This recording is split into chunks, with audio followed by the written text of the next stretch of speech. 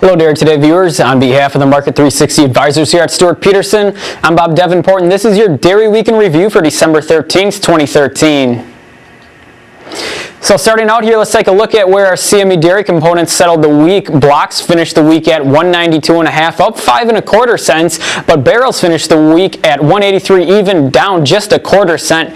Cash butter was down on the week as well, finishing at 157 even, down 7 1/2 cents. January whey settled at 58 3/4, down 1 3/4 cents on the week, and January non-fat dry milk finished at 197 even, also down 3 cents on the week. So going into Class 3 futures here, January finished the week at 18.52, down 3 cents. February finished the week at 17.96, down 4 cents. And our 2013 average now comes in at $18 even, down just a penny on the week. So let's take a look at our weekly block barrel average chart here. So as you can see on the chart, we're continuing to hold within this upward trending channel here, and we did see some strength play out after some initial weakness starting out in the week. Again, the block barrel average closed out the week 2 1/2 cents higher, and we did see some solid bidding. Things were a little bit weaker, like I said earlier in the week, but during Friday's session we did see some solid bidding. Blocks finished the day during Friday's session at 192.5, up 1 1/2 cents with no trades taking place, and barrels settled at 183 even, up 3 cents on the day, also with no loads trading hands. There was some decent bidding interest, but no sellers were willing to jump in and unload any blocks or barrels today.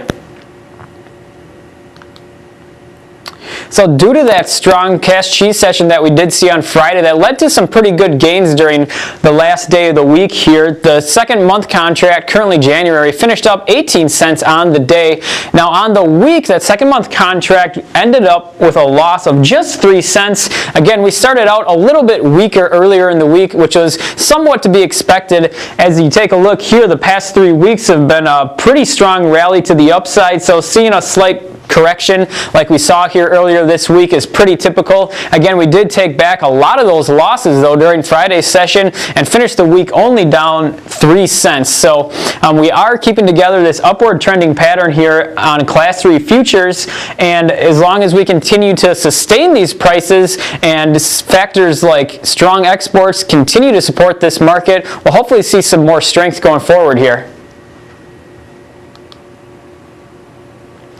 So some fundamental news to note this week. Taking a look now at our cash whey price. So we've gone over this a couple of times before, but as you can see here, cash whey prices have been trading sideways within this very tight range for about a year now. This goes all the way back to the beginning of 2013.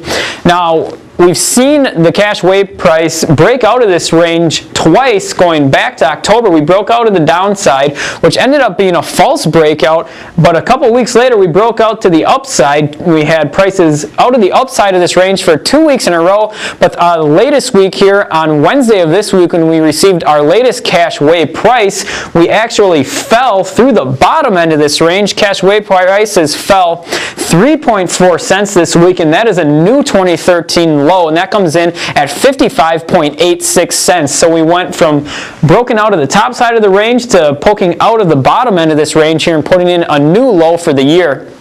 Now, I think given that we've seen a couple of false breakouts already, it's a little early to tell whether or not we're going to continue with this pattern outside the bottom of the range. So we'll probably want to see a couple more weeks worth of prices here outside of the bottom end of this range before we confirm that there could be some lower prices coming for whey. But there's always the possibility that we do just pop right back into this sideways range here and continue with that pattern for some time yet.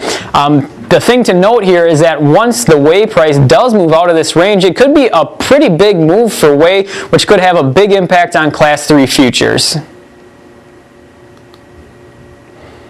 So going over to weekly dairy cow slaughter, slaughter came in at just 48,500 head this week, and that's below where we came in the week of the Thanksgiving holiday in 2012. So again, we do generally see this strong seasonal decline during that shortened week of the Thanksgiving holiday. So this year Thanksgiving was a little bit later, so this pullback in slaughter numbers did come a week later in the year, but as you can see, it follows that same pattern where you see that big dip. So again, we were below where we were at in 2012, and that continues with that pattern here. As you can see, going all the way back a couple of months here, we've consistently been seen slaughter rates come in below 2012 numbers, and on a year-to-date basis, we're only running about 1.2% ahead of year-to-date numbers in 2012. So if we continue with this pattern here that we've been seeing hanging below those 2012 numbers, for the total year of 2013, we may very well see slaughter numbers only possibly less than 1% ahead of 2012 numbers, which is a very small increase in slaughter numbers on a year-over-year basis from a historical standpoint. So we'll have to see how things come in here over the next few weeks and see how we're going to finish up the year. So looking at the week ahead now, we are going to have our next milk production report out on Thursday, December 19th. So tune in to Friday's video next week for a recap of that report. That'll do it for us here today. On behalf of the Market 360 advisors here at Stewart-Peterson, thank you for watching and have a great weekend.